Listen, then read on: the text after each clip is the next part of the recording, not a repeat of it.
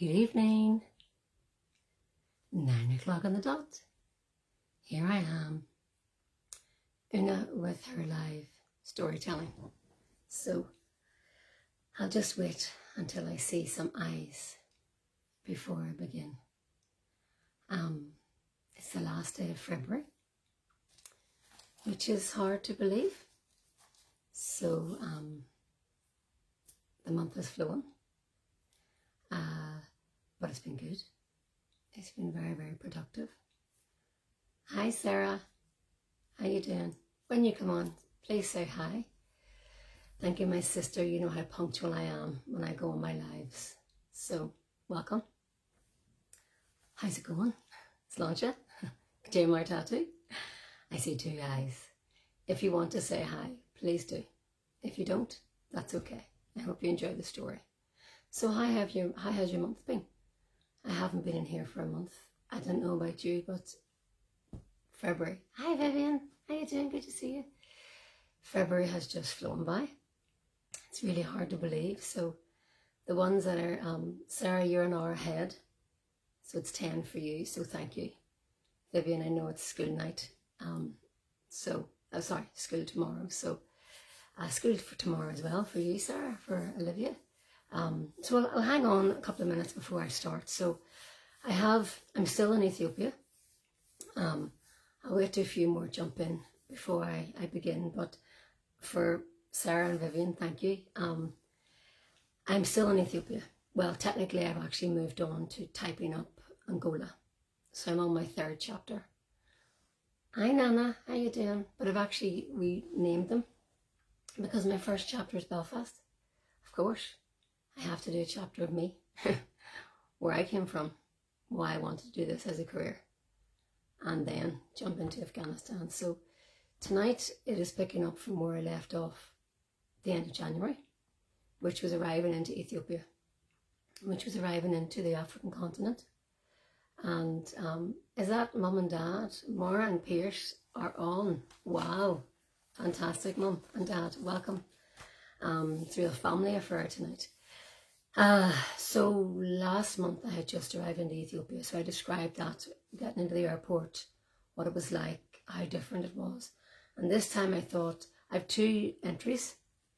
Hi Mum and Dad, this is really weird, it's great. I have 2 entries. So one is a day before we actually start the survey. So I wanted to give a little bit more content this time, so I hope you enjoy it. I will hang on to see if anybody else pops in. If you come on, you can certainly say hi if you want. If not, you can just sit and listen. So this is what I've been doing from October last year, and it's actual physical journals. And what I've been doing is I've been writing these up because I want to publish my book. And I suppose the purpose of each story is to just plant a seed of 4 things. So do you think of others often? Do you appreciate what you have? Do you learn new cultures and new perspectives? And do you know a lot about the world? I have an acronym, TALK, T-A-L-K. Think, appreciate, learn and know. So each story I tell, that's what I would like you to keep in mind when I go through it. Do you talk? Do you think? Do you appreciate? Do you learn? Do you know? So I'm conscious that a few of you have come in time, so I'm going to start. And whenever people jump in, it's very interactive. Mum and Dad, this is your first. I think Vivian, you came in at the end of the last one. Ask away, make suggestions, observations, discussions. It's me reading a story from a different part of the world. And then that's it. So I will begin. Friday the 15th of November. Up at 6:30 a.m. for an early start in the field. After some final training we agreed last night we should go over. Head off to work for the training. I'm enjoying it more now, today, as it is keeping my mind busy. Train for a bit, then take a break to arrange the teams. An extremely important part of the survey. The teams need to get on, as the work is tough going. So the skills need to be right, and the personalities need to match too. I'm glad I'm shattering at the moment, as my colleague knows the ladies and men more than me. Relationships are key here. Off to Algae today for a test run before the survey starts tomorrow. We start early after the training, as the sun here is powerful and everyone, including us, are keen to start. It all feels a bit different, but as this theory is the same, it is autopilot at this stage. My surveys in Afghanistan have helped. Suppose I know why experience is key here. The local customs are similar too. Talking to the village elders, all men again, but as this is a repeat survey, the discussions have already taken place before I arrived in country. So the villages know we may be coming, as we select a few more than is required in case we can't access some. Word travels fast here. The scenery is stunning. We pass greenery which is so lush but not productive, as the rains were late this year, and then barren vast land. The homes I see are different too. Some are rectangular shaped, hi Karima, masalama, and seem to be made from mud, and others are huts. A dome shape made from what looks like straw. I suppose I will see these up close in the village. I look outside the car a lot. Thankfully no car sickness. In inverted commas, I want to sit with the teams in the back of the car, but I'm kindly persuaded to always sit in the front passenger seat. Close inverted commas. I feel a little conscious, but I don't want to offend anyone. Personal space is out the window, as there is no getting away from not being close to a team member. We arrive in convoy and once again attract a crowd, mostly children. We meet the village leaders who are all dressed in local dress, and a stasha, which is a long dress with long sleeves and headgear as white can be. They'd heard we were coming, which is good.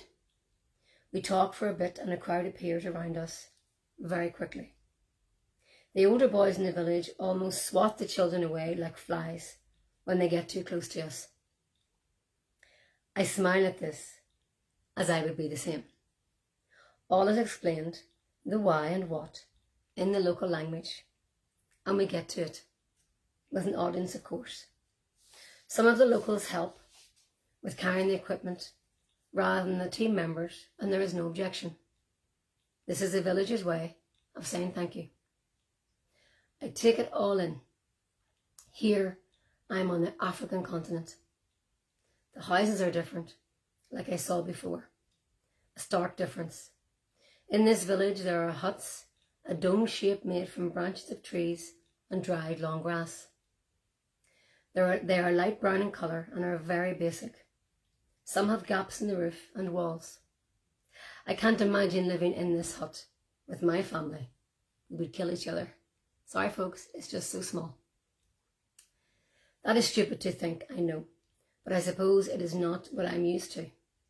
There are no windows in the hut, no running water, no electricity, and little space. There are flies everywhere, including all over the children's faces. They don't flinch, as I suppose they're used to it. I, on the other hand, am not, so I probably look possessed, like this. The village layout is different too. The huts seem to be circling out from the centre in an organised fashion rather than random, as the space between them is the same. Some have single homes, and others, a few, have two side by side. There is no greenery here, either. There is such a sense of community and looking out for each other, you could bottle it. We all go to the centre with the leader and do the usual. Throw the pen in the air, and whichever direction it is pointing in, that is the hut we start with. There is so much laughter from this, but this is the way. Suppose it does look silly. The laughter is so loud and free, it is contagious. Hiya, Paula. I see huge, wide smiles filled with the most amazing teeth, mostly the children. The teenagers are smirking. The adults, women, are smiling. It is early, so we are hoping the men have not already gone to the field for work, as we can't see any around us. We begin and I watch the teams do their magic. The body measurements, as we all know well, weight and height of children under 5. And funny, the children aren't too bad. Some laughed when they were measured, better than crying. The questionnaires seem okay too, not too long, as we are so aware the ladies here and in each village have so much to do that we don't want to keep them away from their work. Traditionally here, the women are the backbone of the families. Lots of talking, walking and learning from me today. Again, nothing like in a book. How could it be? You don't get the heat, smell, noises or atmosphere in a two-dimensional picture. The women are dressed very differently from the ladies in Afghanistan too. There are no headscarves for start. They are wearing skirts that don't seem to have a seam for a zip. It looks like the waistline is rolled up. Suppose this would keep the skirt in place. The colours are mostly dark today, with the odd splash of colour. The tops are very loose, and some women I see here who have children on their back are simply wearing what looks like a one-piece scarf, which coincidentally covers their breasts. It hangs over their neck.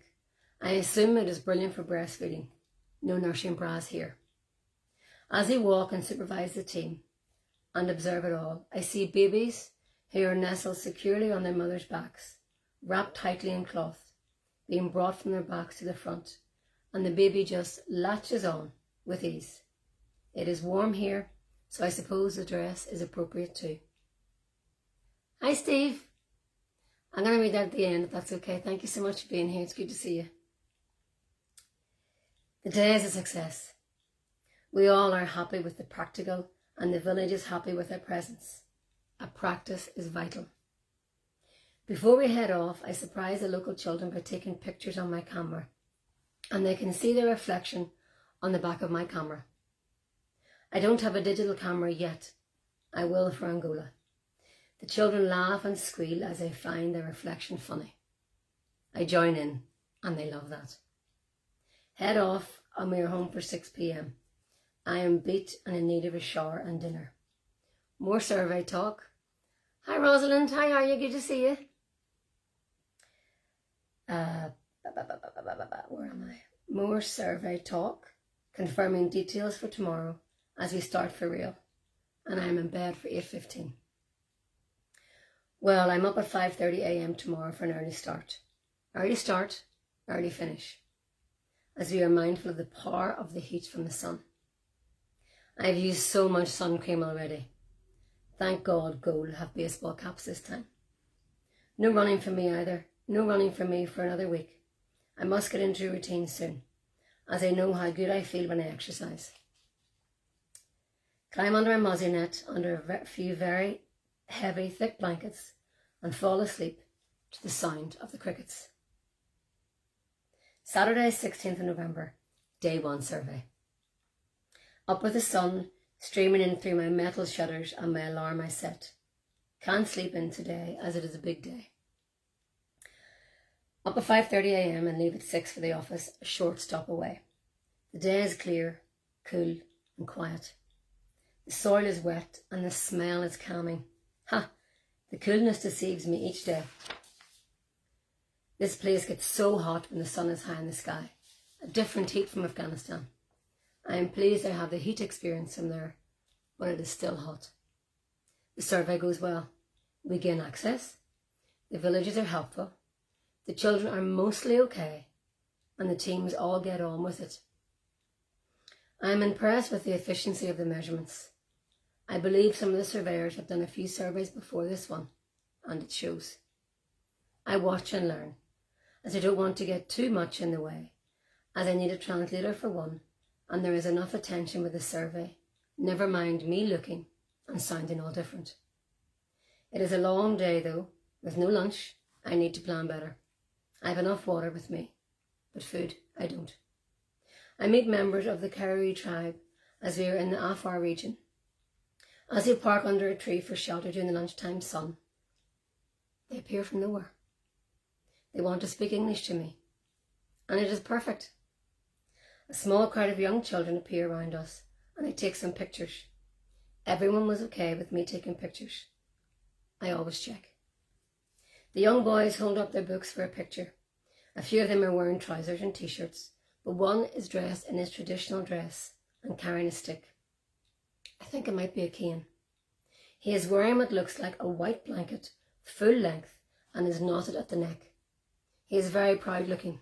Hey, so he should be.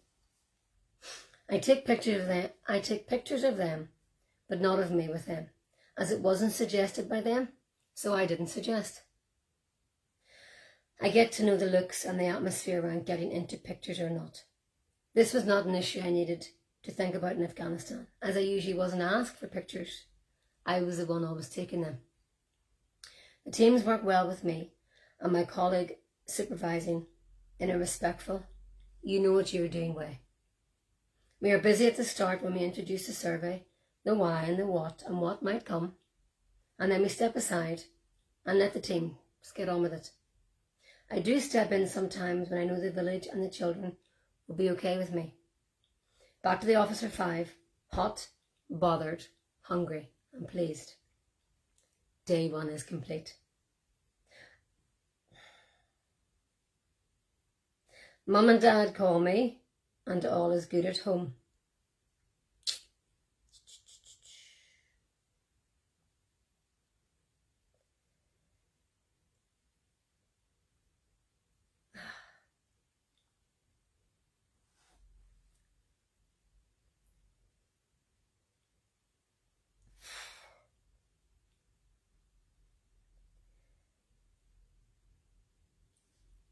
Woo! They will post some things out to me. My famous care packages I used to get in Bazaar, do you remember, Mum? Saying goodbye is hard and I end up crying a bit. I say nothing about Christmas to them, as I will surprise them. God, I must get home. Head off home to the house after I pull myself together for a shower, dinner and bed. Rock and roll in this place. The usual ritual at night with my mozzie net, heavy blankets and my friends the crickets. As loud can be. That's it.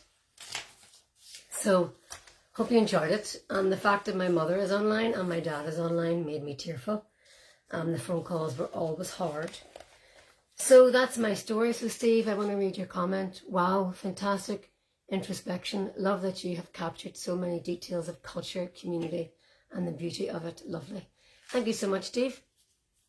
This is first draft. So no one creates a book from a first draft. So I'm thrilled that you enjoyed it. I'm thrilled to see people coming in and listening to it. So it was just to outline what it's like. And Rosalind, thank you so much for listening, and Sarah and Mum and Dad. If anybody else is here, I see Nana, I recognise some pictures. Mara, how are you? I hope I pronounced your name right. Thank you for a fascinating story. Thank you so much, Rosalind. This is what I did. It was a number of years ago now, but it's now what I'm doing as part of my business, Unique New Adventure, is storytelling. I want to impart what it was like in different parts of the world. I want people to talk, to think of others, to appreciate what you've got, to learn new different cultures and perspectives, and to know more about the world. So now you know, well, you've thought about others, people in Ethiopia. You appreciate what you have, your house, your space, your water, your electricity. Thank you, Nana. All your amenities that you have. You've learnt your different perspectives and cultures, you know, with children being on backs and with the dress and what they wore and what I needed to do before I went into a village. You don't just arrive. It's very much about respect, very much about local traditions. That was great. Una had forgotten about the care packages. Yeah, I love different cultures. Yes, Rosalind, you told me you were in Egypt, so maybe I'll talk to you one day about that. Hey, Ariel. What a special thing to join, and thank you. I love the detailed description. It places me there. Brilliant. This is exactly what I want to do. I want to take people on a unique new adventure and take you out of where you are and place you somewhere new. I have these visions in my head. I have these words on my book, but I want to take you there too. So I'm really pleased I've managed to do that. And I have a couple of things if no one else has anything to say, or I hope you enjoyed it, and it's just something different. So us Irish love to tell stories, and that's just a snippet about my stories. For people who are new here, I started in Afghanistan, I moved to Ethiopia, then I went to Angola, then I was pulled out of Angola and I went into Iraq, so Kuwait, into Iraq, then Jordan, twice into Iraq, my poor parents, then into South Sudan, then into Niger, and then into the Democratic Republic of Congo. So I was in 8 different countries. Around that time as well, I holidayed in, well, R&R, rest and recovery, when you're in a location where it's post-war, or Ethiopia was just on the cusp of another famine. Thanks, Una. Great story, great journey. Could just picture the huts. Yay! Thank you, Cece. Thank you, Sarah. That's my sister, my oldest sister. And I actually surprised my oldest sister once I came home. Was it Ethiopia? I arrived home to her house in France at the time. She didn't think I was coming, and that was a special moment too. I've lost my train of thought now. So yes, so the idea is then to bring these forward, to describe what it was like in a positive light. Because although the work for me was as a nutritionist, you've been to a lot of countries most women would not see. Well, there is that female element, Rosalind, as well. And I feel this is why I'm in a unique position, and I'm willing to share my stories and want to share the stories, because as a female, I was described as a honorary man when I was particularly in Islamic countries. So I was able to sit with the men on occasion, and then I would sit with the women. And I was able to go into places where the local women were not, for the tradition of the country. So I was able to see an awful lot of different perspectives, as opposed to a male expat or a male humanitarian. And I've described in my previous lives, I went to weddings. How special. I was invited to a wedding when I was in Iraq, and there's a lot to talk about there, because that was almost a year and a half. So the idea is to bring you with me, but in a positive light. As I was saying, I'm there because of post-war.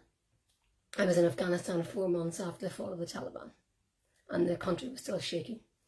Ethiopia was on the cusp of another famine, and I did see carcasses as they were, and I did see the barren lands, but the people were amazing. As I said yesterday, Ariel, on the panel, we, now I can't remember, we might have nothing, but we always have something. And then I moved to Angola, and they had signed the peace treaty. And there was no wildlife, because the wildlife had died. There were no birds. It's really, really weird. How lovely to be so well thought of. Yes, it is a nice feeling. And they very much welcomed, the locals welcomed my friends, my family. And my sister Zora, who I'm still in contact with, I was in her home many times. And we had women parties where her mother dragged off my headscarf, and we just ate for a couple of hours, and her mother fed me at one time because I couldn't manage to eat with my hands. I have loads of stories. So what I'm doing now is I'm throwing everything, all the detail, because I want to take you there. I've been there, and I want to describe it. So I'm mindful that you have not been there. A lot of these countries I've been in, you can't gain access unless you're in the humanitarian sector. So I'm thrilled you're liking the detail. I don't know if I've gone too far, but I suppose my editor will tell me otherwise. So it's a daily diary, and that's the way I'd like to produce it, because some days are go to the office, come home, run on the spot. Other days are I go out for a run in the local village, and I'm followed by 60 children, or this or that and the other. I don't want to give too much away. Like life, some days are interesting and some days are more interesting. So that's what I want to do. So it's taking you on this adventure with me. And the idea with the book is to inspire, hope and for humanity, because they're the individuals that I worked with and where I loved and befriended and became part of the community were in a crisis zone, but they're still people, they're still humans. They go through things that we all go through. Una, can you remind me of the date? My phone died in the first 5 minutes. The date of this was the 15th of November. So the reason I got a little bit upset, which is the first time because my parents are on for the first time, so thank you folks, is because I surprised them that Christmas. I was really homesick and I just arrived in Ethiopia and I wanted to get home. But I persevered, as I do, and it was the first time I really felt that. But I had arranged to get home for Christmas and they didn't know. And I just appeared. So, which year? This is 2000, it's early 2000. It's 2002. 2002. So my intention, so it's many, many years ago, but as you can see, I'm right back there that, you know, it's emotional. It is emotional, the things I've been through. I close my eyes and I'm there. It affected my heart. It's made me who I am. And it's made me think of others and appreciate what I've got and learn new different cultures and perspectives and know more about the world. And now I want to pass it on. Ariel, yes, we always have something. Yes. And I find your comment about how it's not fair to expect other people to understand our life experiences for so many who never travel, especially to non-first world. I'm just trying to get the end of it, Ariel. The non-first world countries, it can feel challenging to convey the humbling experiences. The humbling experience it can be. Yes, and I had to learn that. I did have to learn that because when I come home that Christmas and feed the world. I mean, one of the reasons that I remember wanting to raise money when I was 10, I'd taken a severe asthma attack and I was hospitalised for 2 weeks and Mum and Dad wouldn't let me run with Sarah and Emer, my 2 older sisters. I wanted to raise money for that. And when I came home that Christmas, as a surprise, Feed the Word was being played. No, sorry, do they know it's Christmas time? It's Christmas time. There's no need to be afraid. And I was getting really annoyed, going, of course it doesn't snow in Africa. There won't be snow in Africa this Christmas time. It doesn't get that cold. It gets cold, but not that cold. And I was really frustrated. So I learnt, Ariel, over the years, it's my experience. This is my experience. It's not your experience. So I've lived this. This is my lived experience, my life experience. So how can I expect anybody to understand that unless you've been where I've been, of which there are people who have been. So thank you for that. Yes, it's important to acknowledge that sort of thing. And Ariel's so brilliant.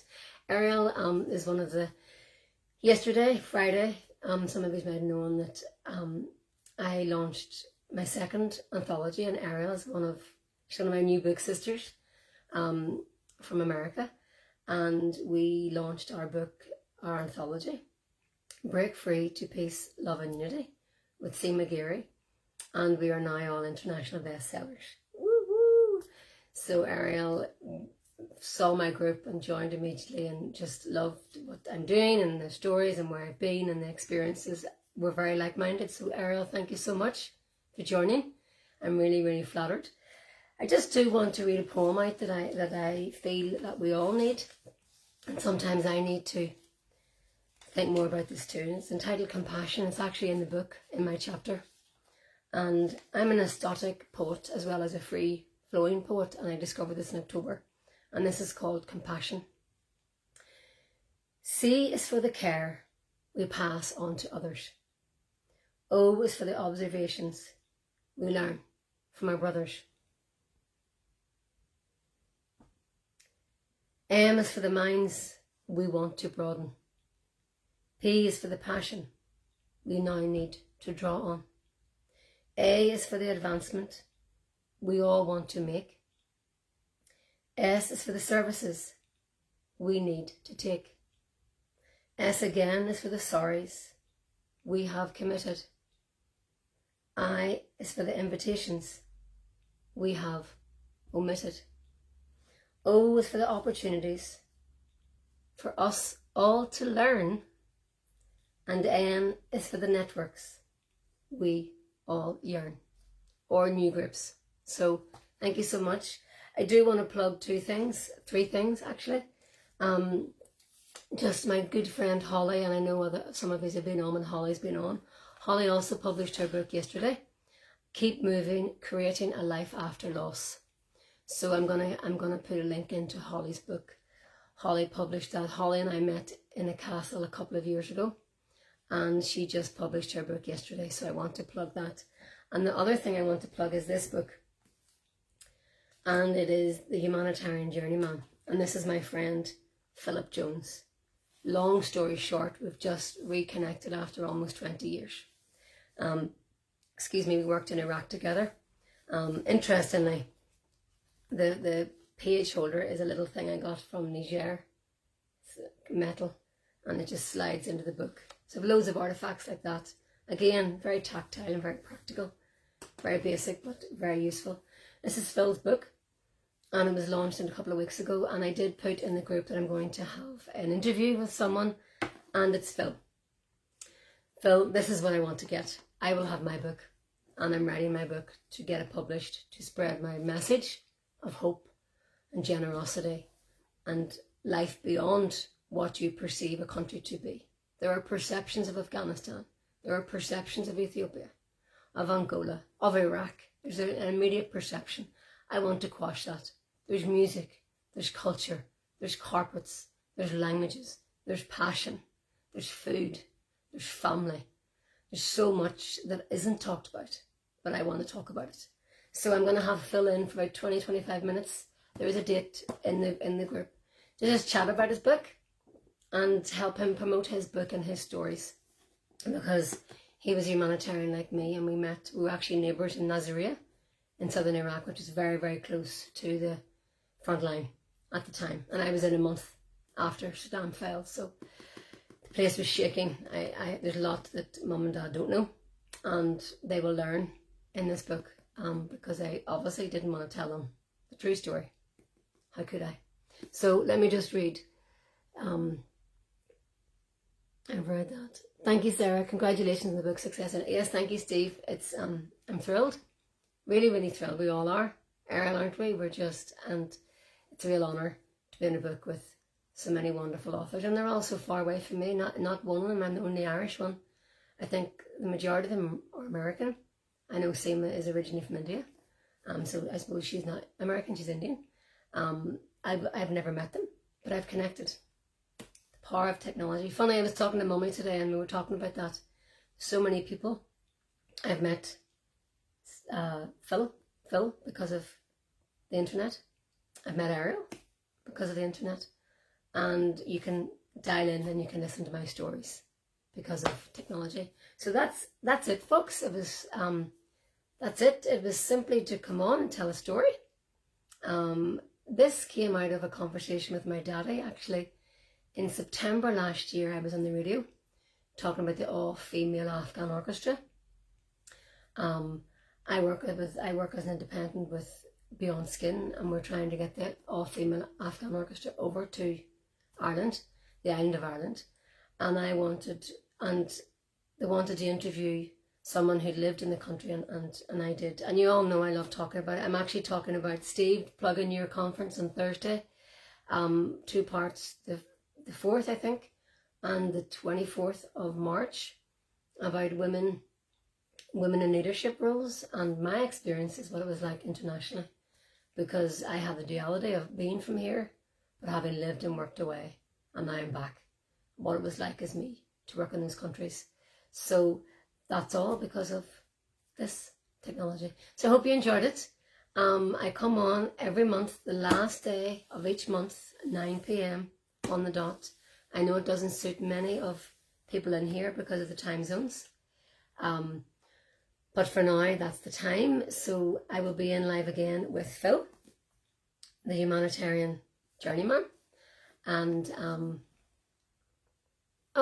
Ariel, so thrilled and filled with gratitude for the adventure, the connections, and the beautiful journey we're now on together.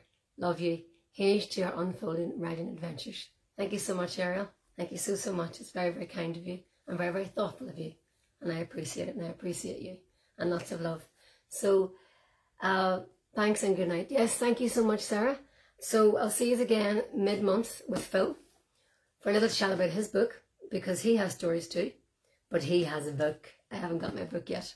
But for me, it isn't just about the book. With the book will come a workbook. I want to keep it real. I want to ignite learning with children, the next generation, to rejoice in our differences and acknowledge our similarities through education. The irony is both my parents were teachers, and now I'm in the educational sector. So thank you so much, all of you, for coming on. Again, I hope you enjoyed it. So thank you, Mum and Dad. Thank you, Sarah. Thank you, Nana. Thank you, Rosalind. Thank you, Ariel. And thank you, Steve. And thank you, Nana. Just making sure you've got everybody, because it's Moira, is it? M-O-I-R, Moira. Thank you. You're new to the group as well, so very much welcome. Paula, Karima, Vivian, and Sarah. So, masalama. Bye for now. Slan and Ihawai, good night, and see you mid-month. Thank you. Appreciate you all. Bye-bye.